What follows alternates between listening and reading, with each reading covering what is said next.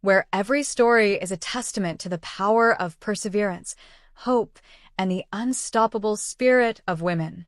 Here, we share true tales of resilience and reinvention, stories that prove no matter how dark the night, a woman's dawn can always break through. If you believe in the beauty of comebacks and the power of second chances, you're in the right place. Today's story will remind you that sometimes the deepest vindication comes not from those who wronged us finally recognizing our worth, but from us discovering it ourselves when we thought all hope was lost. The morning I woke up unable to move the left side of my face, I thought I was having a bad dream. The mirror in our master bathroom reflected back a stranger, someone whose mouth drooped on one side, whose left eye seemed sleepy and unfocused. At 75, I had imagined many ways my body might betray me, but I never expected it to happen so suddenly, so completely. Richard, I called to my husband, but the word came out slurred and wrong. Richard, something's wrong. My husband of 42 years appeared in the doorway, already dressed in his crisp navy suit, the one he wore to important meetings at Pinnacle Industries where he served as Senior Vice President of Operations. His salt and pepper hair was perfectly styled, his shoes polished to a mirror shine. He took one look at me, and his face went pale. "Oh God, Maria. We need to get you to the hospital." The next few hours passed in a blur of ambulances, emergency rooms, and doctors speaking in medical terms I didn't understand. Stroke, ischemic, left hemisphere, facial paralysis, speech impairment, motor function. The words felt heavy and foreign in my mouth when I tried to repeat them. Dr. Sarah Chen, a young neurologist with kind eyes, sat beside my hospital bed and explained what had happened. A blood clot had blocked an artery in my brain, cutting off oxygen to the tissue that controlled the left side of my face and some of my speech functions. "I was lucky," she said. "It could have been much worse. The good news is that with physical therapy and speech therapy, many stroke patients recover significant function," she assured me. "It will take time and hard work, but there's every reason to be optimistic." Richard squeezed my hand, and I felt a surge of gratitude for this man who had stood by me through everything. We had built a life together, raised 2 children, weathered financial struggles and family crises. Surely we could weather this too. I spent 2 weeks in the hospital, then another month in a rehabilitation facility. The days were filled with exercises designed to retrain my brain, to forge new pathways around the damaged tissue. I worked with speech therapists who had me repeat tongue twisters and practice facial exercises. Physical therapists helped me regain strength and coordination. Occupational therapists taught me new ways to perform daily tasks.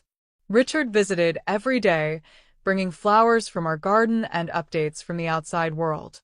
He told me about work, about our daughter Jessica who lived in Portland with her family, about our son Michael who was stationed overseas with the military. He was patient when I struggled to form words, encouraging when I felt frustrated by my slow progress. But I began to notice changes in him too. He seemed distant, distracted. When I asked about the company Christmas party, an event we had attended together for 20 years, he hesitated. "I don't think you're ready for that kind of social situation yet," he said. "Maybe next year." "But I want to go," I managed to say, though the words came out thick and imprecise. "I've been looking forward to it." Richard's jaw tightened almost imperceptibly. "Maria, you have to be realistic. You're still recovering. It might be uncomfortable for you, being around all those people." I wanted to argue, but forming the words required so much effort that I often chose silence instead. It was easier to nod and let him make the decisions. When I was finally discharged and came home, I threw myself into recovery with renewed determination. Our house, a modest 2-story colonial we had bought when the children were small, felt both familiar and strange. I knew every corner, every creak in the floorboards, but navigating it with my changed body required conscious thought and effort. I attended therapy sessions 3 times a week. Slowly, gradually, I began to improve. The drooping in my face became less pronounced. My speech grew clearer, though I still struggled with certain sounds and had to concentrate to form words properly. I learned to compensate, to take my time, to be patient with myself. But Richard seemed to grow more impatient as I grew stronger. It started with small comments. "Your makeup doesn't look quite right on that side," he would say as I prepared for a doctor's appointment. "Maybe you should wear a scarf to cover it." Or, "I can hear the slur in your speech more today. Are you keeping up with your exercises?" These observations stung, but I told myself he was trying to help. He wanted me to present my best self to the world. He was protecting me from embarrassment. The truth became clear 6 months after my stroke, when Richard came home from work with news about the annual shareholders' meeting and gala. "It's going to be a big event this year," he said, loosening his tie as he settled into his favorite armchair. "The CEO is retiring, and they're announcing his replacement. All the senior staff are expected to attend with their spouses." "That sounds wonderful," I said, already imagining what I might wear. "I'd love to meet the new CEO." Richard's expression grew uncomfortable. "Actually, Maria, I've been thinking. Maybe it would be better if I went alone this year." The words hit me like a physical blow. Alone? "But Richard, I've been to every company event for 20 years. I know everyone. They'll be expecting me." "That's just it," he said, not meeting my eyes. "People will be expecting the old you, the way you used to be. And now—" He gestured vaguely at my face. "It might be awkward for everyone." Awkward for everyone, or awkward for you? The question came out more clearly than I had expected, powered by a surge of hurt and anger. Richard stood up abruptly. "Don't be dramatic, Maria. I'm thinking of your feelings too. Do you really want people staring at you, whispering about what happened? Do you want to be the object of pity?" "I want to be by my husband's side," I said quietly. "I want to continue living my life." "But this is about my career too," Richard replied, his voice taking on an edge. "Image matters in business. Appearance matters. I can't afford to look—" He stopped himself, but the unfinished sentence hung in the air between us. "You can't afford to look what?" I pressed. "I can't afford to look like I can't take care of my own family," he finished lamely. But I heard what he really meant. He couldn't afford to look like he was married to someone who was damaged, diminished, no longer pretty enough to be a proper corporate wife. The realization settled over me like a cold fog. This man, who had promised to love me in sickness and in health, was ashamed of me. The stroke had changed my appearance, yes, but it had revealed something about his character that had perhaps always been there, hidden beneath 42 years of marriage. I went to bed that night without saying another word to him. I lay awake staring at the ceiling, listening to his steady breathing beside me, and felt more alone than I had ever felt in my life. The next morning, Richard left for work early, avoiding the conversation we both knew we needed to have. I sat at our kitchen table, the same oak table where we had shared thousands of meals, where we had helped our children with homework, where we had planned our dreams and our future. The morning sunlight streamed through the window, illuminating the small garden I had tended for decades. I made a decision. I called Richard's office and asked to speak with his assistant, Patricia, a woman I had known for 15 years. "Mrs. Wynne." Patricia's voice was warm with genuine pleasure. "How are you feeling? We've all been thinking about you." "I'm doing much better, thank you." "Patricia, I was wondering if you could help me with something. I'd like to RSVP for the shareholders' gala. I believe spouses are invited." There was a brief pause. "Of course they are. I'll add you to the list right away. It's wonderful that you're feeling well enough to attend." "Thank you. And Patricia? Please don't mention to Richard that I called. I'd like to surprise him." If Patricia found this request odd, she didn't let on. "Of course, Mrs. Wooden. Your secret is safe with me. Over the next 3 weeks, I threw myself into preparing for the gala with the same determination I had brought to my recovery. I scheduled appointments with my hairstylist, my makeup artist, and my seamstress. I purchased a new dress, an elegant navy blue creation that complemented my silver hair and brought out my eyes. I worked extra hard in my therapy sessions, practicing my speech, strengthening the muscles in my face. I stood in front of my bedroom mirror for hours, practicing conversations, working to minimize the slight slur that remained in my speech. Most importantly, I researched Pinnacle Industries like I was preparing for a job interview. I read every annual report from the past 5 years, studied the company's strategic initiatives, learned about their major clients and competitors. I researched the retiring CEO, James Patterson, and his likely replacement, a woman named Catherine Torres who had been making waves in the industry. If Richard thought I would be an embarrassment, I was determined to prove him wrong. The night of the gala, I dressed carefully in our bedroom while Richard prepared in the guest bathroom. I had told him that morning that I would be attending, despite his objections. "Maria, I thought we agreed you weren't ready for this," he had said. "You decided I wasn't ready," I corrected him. "I never agreed. People will stare. They'll whisper. It will be uncomfortable for everyone. Then they'll have to learn to be uncomfortable," I replied with more confidence than I felt. Now, as I applied my makeup with practiced precision, I caught sight of Richard in the mirror. He was adjusting his tie, his movements sharp with irritation. He looked handsome in his tuxedo, distinguished and successful. For a moment, I remembered the young man I had married, full of ambition and dreams. We had been partners then, united in our goals for the future. When had that changed? When had I become a liability instead of an asset? "You look beautiful," I said to him, meaning it. He glanced at me in the mirror, his expression softening slightly. "You look lovely too, Maria. I just wish." "You wish I looked the way I used to," I finished for him. "I wish things could go back to the way they were." "They can't," I said simply. "But that doesn't mean they can't be good in a different way." The gala was held at the Grand Ballroom of the Riverside Hotel, the same venue where Richard and I had celebrated our 25th wedding anniversary. Crystal chandeliers cast warm light over round tables dressed in crisp white linens. The guests were a mix of Pinnacle Industries senior management, board members, major shareholders, and their spouses.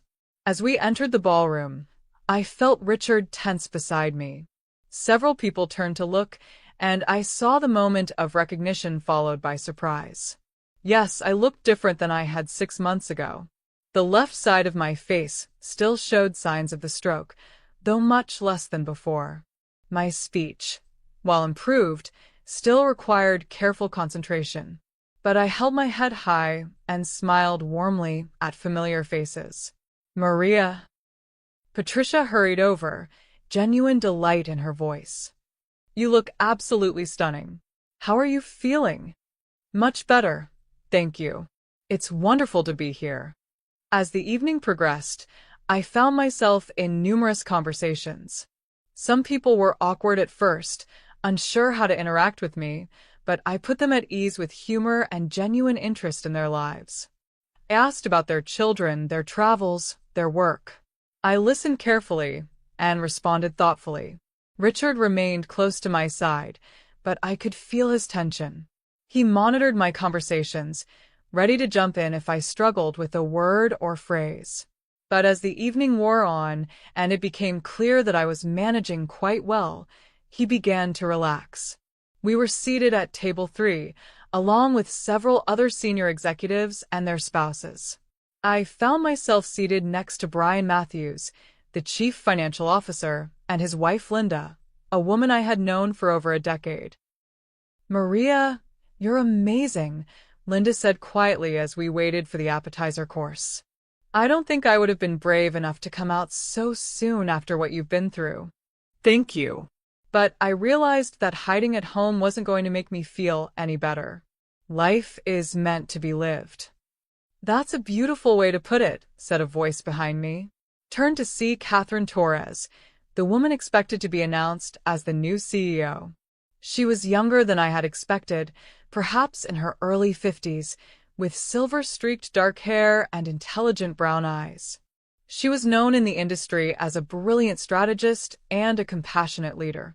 "Mrs. Torres," I said, rising to shake her hand. "I'm Maria Wooden, Richard's wife. Congratulations on your new position."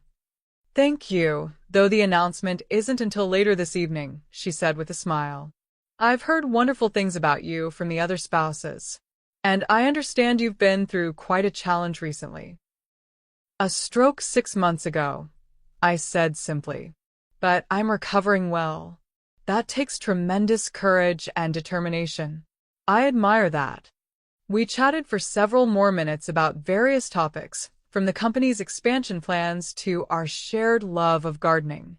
Catherine was engaging and thoughtful, asking genuine questions and listening carefully to my responses.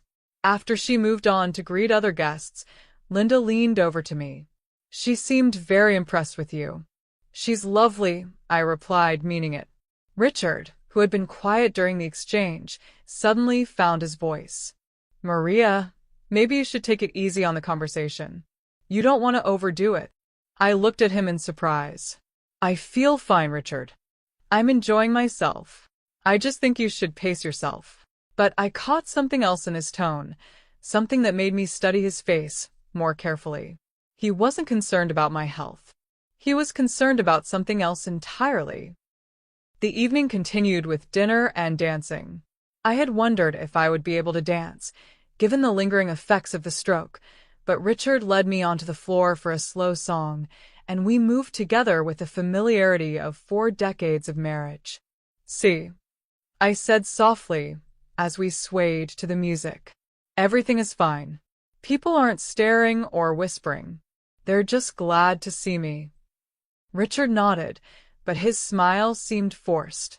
The formal program began after dinner.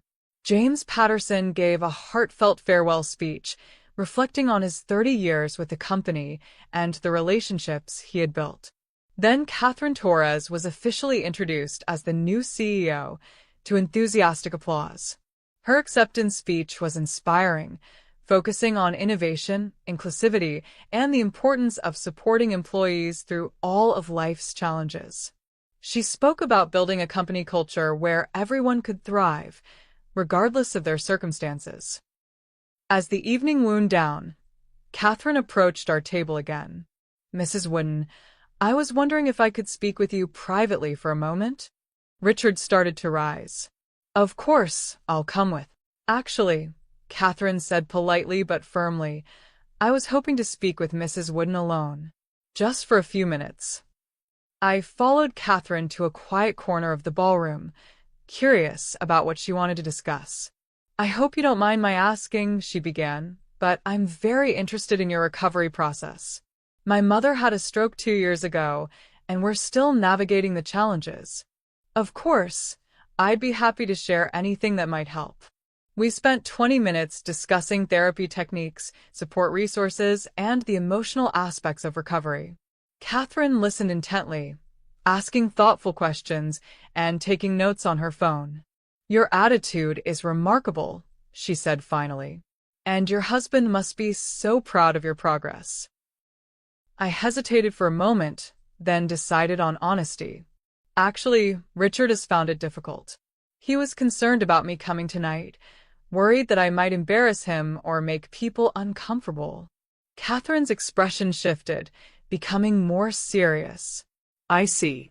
And how do you feel about that?" "Hurt," I admitted. "But I understand that he's struggling too. This has been hard on both of us." "Mrs. Wooden, may I be frank with you?" I nodded. "I've been watching you tonight. You've been gracious, engaging, and articulate. You've shown more poise and class than many people who haven't faced any challenges at all.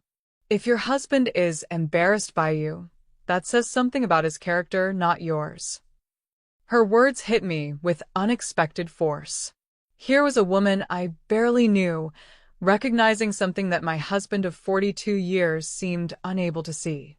I've built my career in a male-dominated industry, Catherine continued.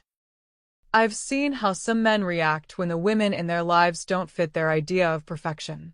It's not about you, Mrs. Wooden. It's about their own insecurities and shallow values. I love my husband, I said quietly. I'm sure you do. But love should lift us up, not tear us down. It should make us feel valued and cherished, especially during our most vulnerable moments. We rejoined the group, and soon it was time to leave. During the drive home, Richard was unusually quiet. The evening went well, don't you think? I said, trying to break the tension. I suppose. Though I noticed you spent quite a bit of time talking to Catherine Torres. She asked to speak with me privately. Her mother had a stroke, and she wanted advice on recovery resources. Richard's hands tightened on the steering wheel. What else did you discuss? Why do you ask? She seemed very focused on you, almost like she was interviewing you for something. I studied his profile in the dim car light. Richard, what aren't you telling me? He was quiet for so long that I thought he wouldn't answer. Finally, he spoke. There have been some changes at work. Cost-cutting measures. Some positions are being eliminated. My heart sank. Your position? It's possible. There's going to be a restructuring under the new leadership. Catherine Torres has different ideas about the direction of the company. I'm sorry. Why didn't you tell me earlier? Because I didn't want you to worry. And because... He stopped. Because what? Because I thought if you stayed home tonight, if people remembered you the way you used to be instead of seeing you the way you are now, it might help my chances. The truth hung between us like a toxic cloud. My husband hadn't been protecting me from embarrassment. He had been trying to protect his career from me. We rode the rest of the way home in silence. The next morning, Richard left for work early again. I spent the day in the garden, pulling weeds and pruning roses, trying to process everything that had happened. The physical work felt good, grounding me in the simple reality of soil and sunshine. Around noon, the phone rang. The caller ID showed Pinnacle Industries. Mrs. Wooden? This is Patricia from Mr. Wooden's office. I have Catherine Torres on the line for you. Maria, I hope I'm not interrupting anything. Catherine's voice was warm and professional. Not at all. How can I help you? I was wondering if you might be available to meet for lunch tomorrow. There's something I'd like to discuss with you. We arranged to meet at Café Nouveau, a quiet restaurant downtown. I spent the rest of the day wondering what Catherine could possibly want to discuss that required a private meeting. The next afternoon, I arrived at the restaurant a few minutes early. Catherine was already there, seated at a corner table with a view of the city park. She rose to greet me, and I was struck again by her presence, the way she commanded attention without demanding it. Thank you for meeting me, she said as we settled into our seats. I hope you don't mind, but I have a proposition for you. I'm intrigued. Catherine smiled. As you know, I'm taking over as CEO next month. One of my first initiatives is to establish a new position, Director of Community Outreach and Employee Wellness. The role would involve developing programs to support employees through major life challenges, working with local healthcare organizations, and serving as a liaison between the company and various community groups. I listened carefully, wondering where this was leading. The position requires someone with personal experience overcoming adversity, someone who can connect with people from all walks of life, and someone who can represent the company with grace and professionalism. After meeting you the other night, I believe you would be perfect for this role. I stared at her in shock. You're offering me a job? I'm offering you an opportunity to turn your experience into something that could help others. The salary would be $90,000 annually, plus full benefits, and a flexible schedule to accommodate any ongoing medical needs. My mind reeled. $90,000 was more than I had ever earned in my life. But more than the money, it was the validation, the recognition that my experience had value, that I had something meaningful to contribute. I don't know what to say, I managed. Say you'll think about it. I know this is unexpected, and you'll want to discuss it with your husband. Can I ask why you're offering this to me? We barely know each other. Catherine leaned forward slightly. Because in one evening, you demonstrated more resilience, grace, and authenticity than most people show in a lifetime. You faced a room full of people who knew about your stroke, and instead of hiding or making excuses, you engaged with them as equals. You showed them that adversity doesn't diminish a person's worth. She paused, then continued. Also, because I believe companies have a responsibility to their employees beyond just paying salaries. We need to support people through the challenges life throws at them. Who better to lead that effort than someone who has faced those challenges herself? What about my speech? The lingering effects of the stroke. What about them? You communicate clearly and effectively. You connect with people. Those are the skills that matter for this position. We talked for another hour about the specifics of the role, the company's vision for the program, and the timeline for implementation. By the time we parted, my head was spinning with possibilities. That evening, I waited until Richard and I had finished dinner before bringing up Catherine's offer. She offered you a job? Richard's fork clattered against his plate. Director of Community Outreach and Employee Wellness. It's a new position she's creating. Maria, that's ridiculous. You've never worked in corporate America. You don't have the experience or the qualifications. She seems to think I do. This is some kind of pity hire. She feels sorry for you because of the stroke. His words stung, but I kept my voice level. Or maybe she recognizes that I have something valuable to offer. What could you possibly offer that a qualified professional couldn't? Experience. Authenticity. The ability to connect with people who are going through difficult times. Richard shook his head. You're being naive, Maria. This is Catherine Torres trying to make some kind of statement about diversity and inclusion. You'd be a token, a symbol of her progressive values. Even if that were true, which I don't believe it is, wouldn't that still be better than hiding at home because my husband is ashamed of me? The words came out sharper than I had intended, but I didn't regret them. Richard's face flushed. I'm not ashamed of you. I'm trying to protect you. From what? From living my life? From contributing to society? From feeling valued and useful? From making a fool of yourself? From being humiliated when you can't keep up with the demands of a corporate job? So, you'd rather I stay home and make dinner and pretend that the most interesting thing in my life is which soap opera to watch? I'd rather you be realistic about your limitations. I stood up from the table, my hands shaking with anger and hurt. My limitations, Richard? Or your limitations? Are you afraid that if I succeed at this job, people will see that the stroke didn't diminish me the way you seem to think it did? That's not fair. Isn't it? You've spent the last 6 months treating me like an invalid, like someone who needs to be hidden away so I don't embarrass you. But maybe the truth is that you're the one who's been diminished. Maybe you're the one who can't handle the reality of what our life looks like now. Richard stood up as well, his face red with anger. Take the job. But don't come crying to me when you realize you're in over your head. I looked at this man I had loved for over 4 decades and felt something shift inside me.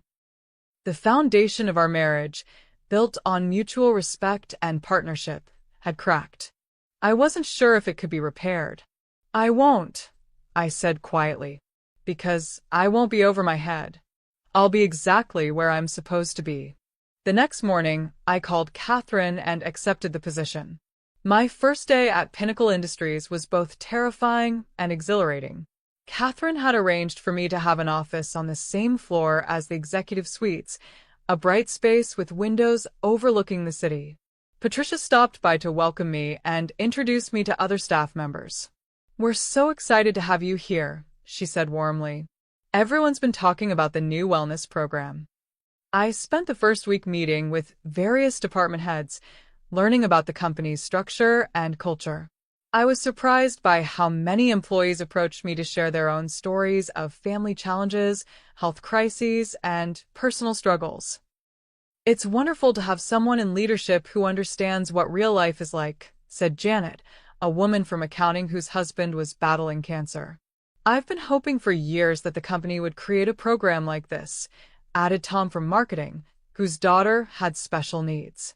By the end of my second week, I had developed a preliminary plan for the wellness program. It included partnerships with local healthcare providers, support groups for employees facing various challenges, flexible work arrangements for those dealing with family crises, and educational workshops on topics ranging from stress management to financial planning. Catherine reviewed my proposal during our weekly meeting. This is excellent work, Maria. Thorough, compassionate, and practical. I'm impressed by how quickly you've grasped the scope of what we're trying to accomplish. Thank you. I have to admit, I'm enjoying this more than I expected. How are things at home? Is Richard supportive of your new career? I hesitated. The truth was that Richard had become increasingly distant and resentful. He made sarcastic comments about my corporate career and seemed to take pleasure in pointing out any small mistakes I made or challenges I faced. He's adjusting, I said diplomatically. Catherine studied my face. Maria, I hope you know that what you're doing here matters. You're already making a difference in people's lives. Don't let anyone convince you otherwise. That afternoon, I was working at my desk when Patricia knocked on my door. Maria, there's someone here to see you. He says he's your husband. Richard stood in my doorway, looking uncomfortable and out of place. He was still wearing his suit from his own office across town, but something in his posture seemed diminished. Richard, what are you doing here? Can we talk? Privately? I gestured to the chair across from my desk. He sat down, his eyes taking in my office, the papers scattered across my desk, the framed certificates and company information on my walls. This is quite a setup, he said finally. It's a good job, Richard. I'm helping people. Yes, I've heard. Word travels fast in this industry.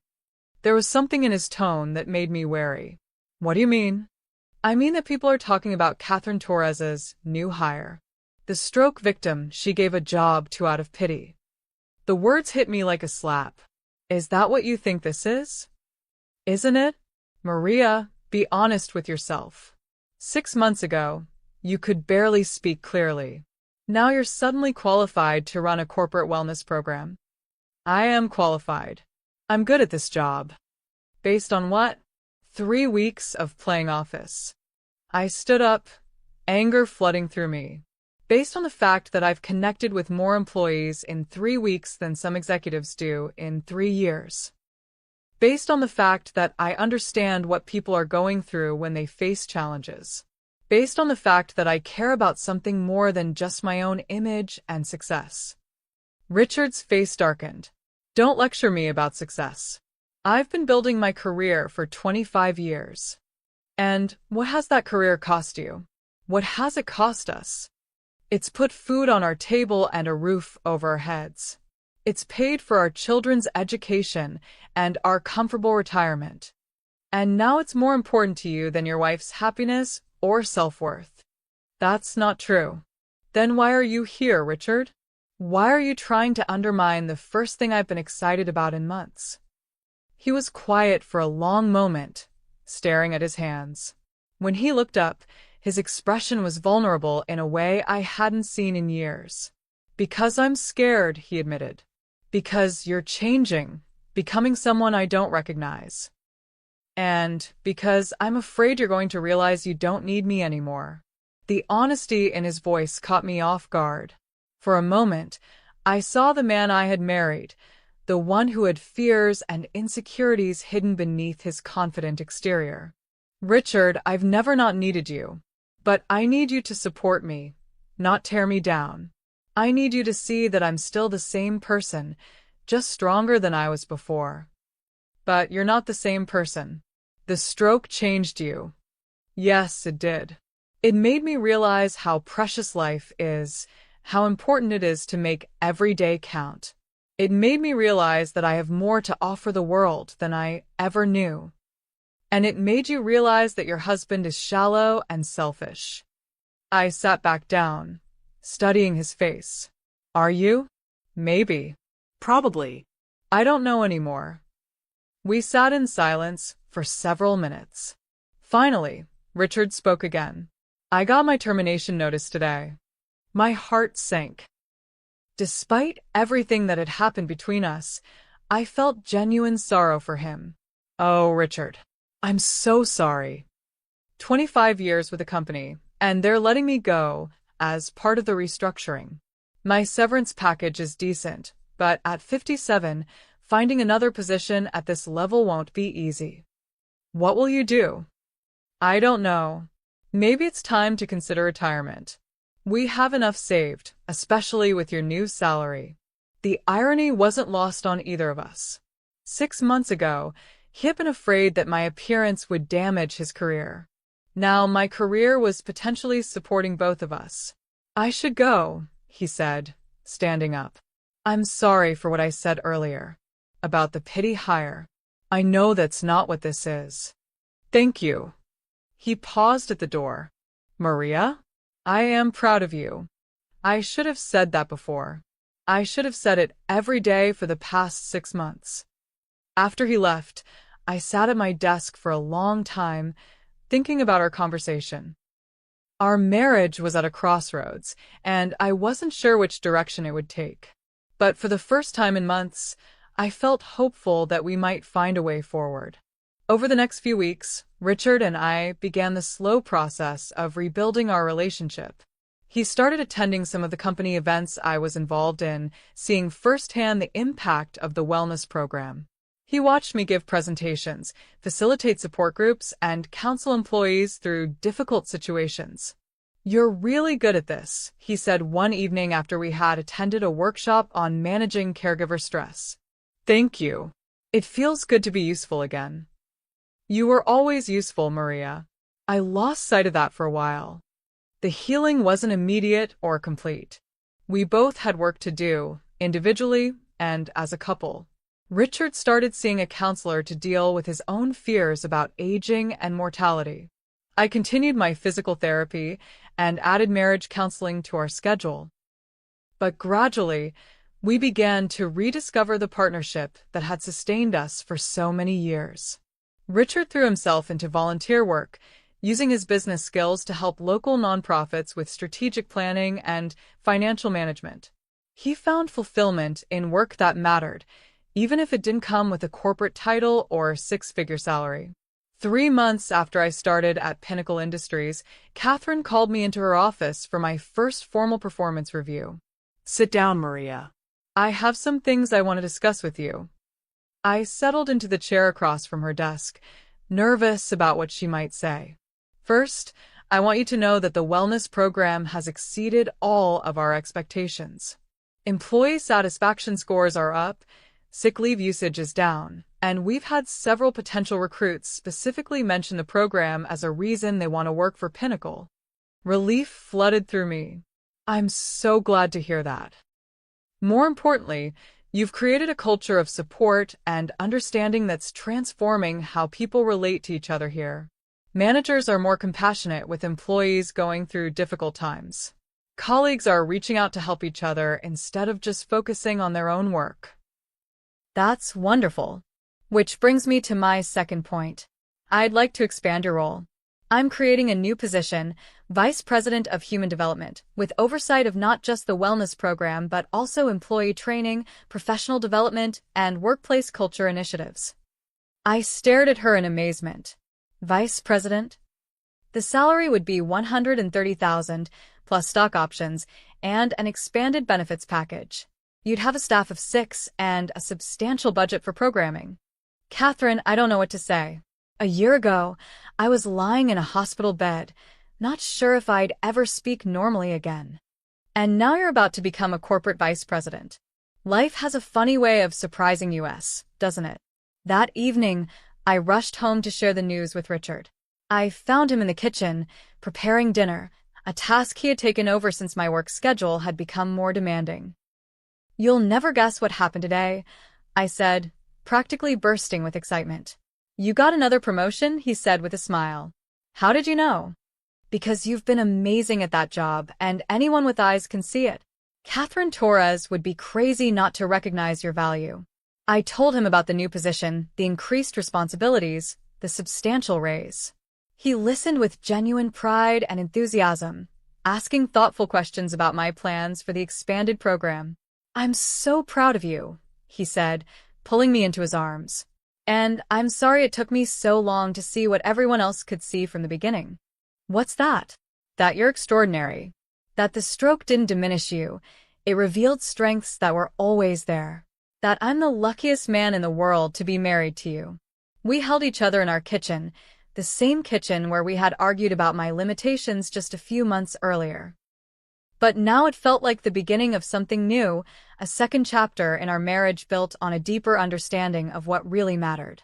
6 months later, I was standing at the podium in the same grand ballroom where this journey had begun, addressing the annual shareholders meeting as the newly appointed Vice President of Human Development. The audience included many of the same faces that had watched me struggle through conversations just a year earlier. "When I had my stroke 18 months ago, I began, my voice clear and confident. I thought my life as I knew it was over. I thought I would become a burden, someone to be hidden away and protected from the world." I paused, my eyes finding Richard in the audience. He was beaming with pride, his hands clasped tightly in his lap. What I discovered instead was that our greatest challenges often reveal our greatest strengths. That adversity doesn't diminish us, it transforms us. And that sometimes what we think are our weaknesses are actually our superpowers. I went on to present the results of our wellness program. Employee retention was up 30%. Sick leave usage had dropped by 40%. Most importantly, employee satisfaction surveys showed that 92% of staff felt the company genuinely cared about their well-being. We've learned that when we support people through their darkest moments, they don't just survive, they thrive. They become more resilient, more compassionate, more innovative. They become better employees and better human beings.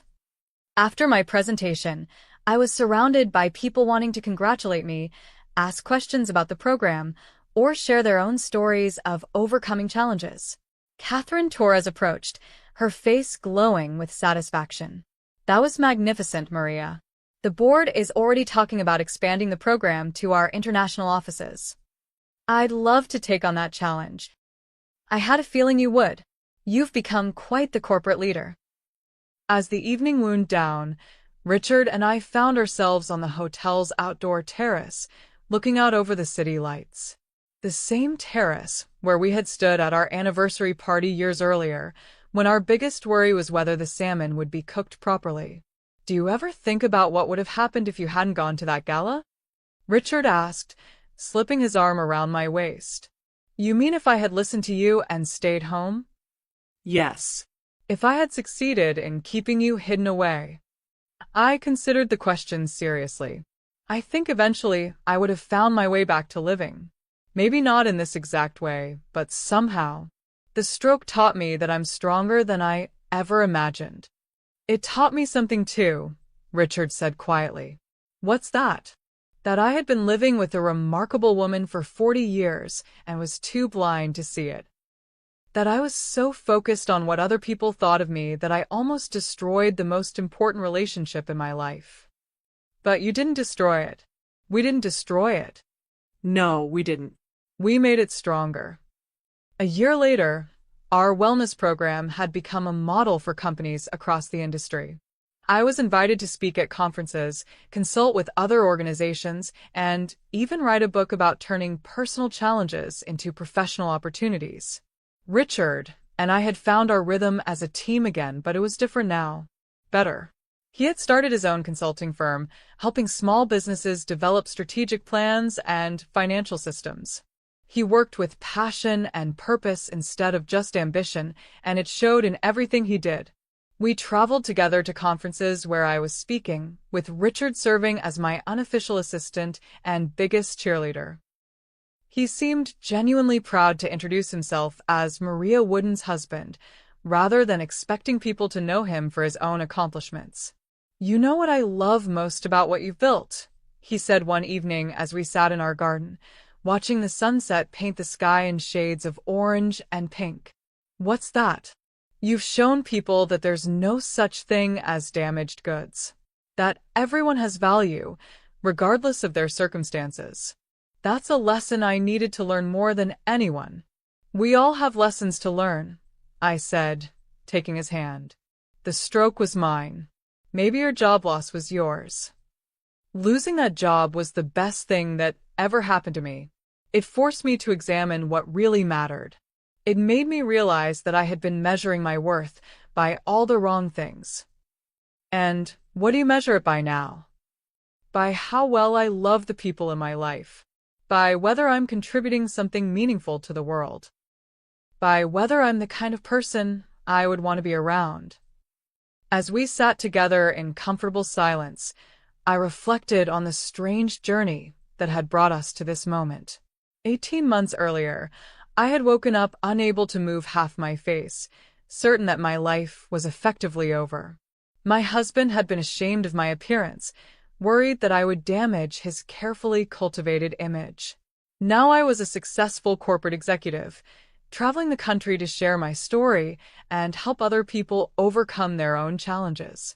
Richard was my biggest supporter, having learned that true strength comes not from perfection, but from resilience.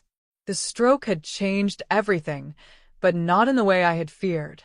It had stripped away the superficial concerns that had consumed too much of our energy and revealed what really mattered: love, purpose, growth, and the courage to keep moving forward even when the path was uncertain. Catherine Torres had seen something in me that night at the gala, something that even I hadn't fully recognized. She had looked past the drooping face and slurred speech to see the strength, compassion, and authenticity that lay beneath. In offering me that job, she hadn't just changed my life, she had saved my marriage and given me a purpose I never knew I was looking for. But more than that, she had shown me something crucial about leadership. Real leaders don't just manage budgets and strategic plans. They see potential where others see limitations. They create opportunities for people to discover their own strength. They understand that diversity isn't just about checking boxes. It's about recognizing that different perspectives and experiences make organizations stronger. The irony wasn't lost on me that Richard's greatest fear, that I would embarrass him in front of his colleagues, had led to my greatest triumph. By insisting on attending that gala, by refusing to be hidden away, I had found not just a career, but a calling. Now, when I spoke to groups about overcoming adversity, I always included Richard's part of the story. Not to shame him, but to show that growth and redemption are possible for everyone. That marriages can survive and even thrive after crisis, if both people are willing to do the hard work of change. Everyone asks me about the stroke, I told audiences, but they should also ask about the man who learned to see his wife differently, who learned to measure success by love instead of image, who discovered that true partnership means celebrating each other's victories, even when they come in unexpected forms. Richard would always blush when I said things like that, but I could see the pride in his eyes. He had done the hard work of examining his own values and assumptions. He had learned to see beauty in resilience rather than just in conventional perfection. 3 years after my stroke, we renewed our wedding vows in a small ceremony in our garden. Our children, Jessica and Michael, were there along with Catherine Torres and many of my colleagues from Pinnacle Industries. Richard had written his own vows, and when he spoke about loving me, not in spite of our challenges but because of how we've grown through them, there wasn't a dry eye in the garden. In my own vows, I promised to continue becoming the person I was always meant to be and to help you do the same. Because that's what I had learned. We are never finished growing, never done discovering what we're capable of. The stroke had been a catastrophe that became a gift. It had forced me to find strength I didn't know I possessed, to build a career I had never imagined, and to save a marriage that had been slowly dying under the weight of superficial concerns. Most importantly, it had taught me that our worthiest qualities often emerge not in our moments of triumph, but in our moments of trial. That the people who truly love us will learn to see our scars as badges of honor rather than marks of shame. And that sometimes what looks like an ending is actually a beginning in disguise. As I stood at my bathroom mirror each morning, looking at a face that still showed traces of that day 18 months earlier, I no longer saw damage or limitation. I saw a woman who had faced down her fears and emerged victorious. I saw someone who had turned her greatest challenge into her greatest achievement. And when I went to work each day, leading a team of passionate professionals dedicated to helping others navigate their own challenges, I knew that every struggle I had endured had been preparation for this purpose. Every moment of doubt, every slurred word, every tear of frustration had been building toward this. A life of meaning, impact, and authentic connection. The woman who had woken up that morning unable to move her face had been afraid she was no longer pretty enough for her husband's world. The woman I had become had learned that true beauty lies not in perfection but in the courage to keep growing, keep trying, and keep believing in the possibility of transformation. And sometimes, if we're very lucky, the people we love learn to see that beauty too. Richard still worked across town, but now he called me every afternoon to ask about my day, genuinely interested in the details of my work. He attended every company event with obvious pride, introducing me to new people and bragging about my accomplishments to anyone who would listen. "Do you remember when you thought I wasn't pretty enough for your work functions?" I teased him one evening as we got ready for yet another corporate gala. "I remember when I was an idiot," he replied, adjusting my necklace with gentle fingers. "Thank God you were smart enough not to listen to me. Thank God Catherine Torres was smart enough to see what you couldn't." "No," Richard said, meeting my eyes in the mirror. "Catherine Torres was smart enough to see what was always there. I just needed to learn how to look." As we walked into that ballroom together, my hand confidently tucked into his arm, I marveled at how much had changed. This was the same hotel, the same type of event, many of the same people. But everything was different because we were different. The stroke had taught me that we are not victims of our circumstances, but architects of our responses. That resilience isn't about bouncing back to who we were before, but about growing forward into who we're meant to become. And sometimes, if we're brave enough to keep showing up even when we don't feel ready, life surprises us with opportunities we never could have imagined. Sometimes the very thing we think disqualifies us from our dreams actually equips us for something even better. My name is Maria Wooden, and I am 77 years old. I am a stroke survivor, a corporate vice president, and a woman who learned that true beauty comes not from perfection, but from the courage to keep becoming. My husband learned to see that beauty, and together we discovered that love really can conquer all, as long as we're willing to let it change us. That's my story. And it's far from over. What an incredible journey Maria's story has been.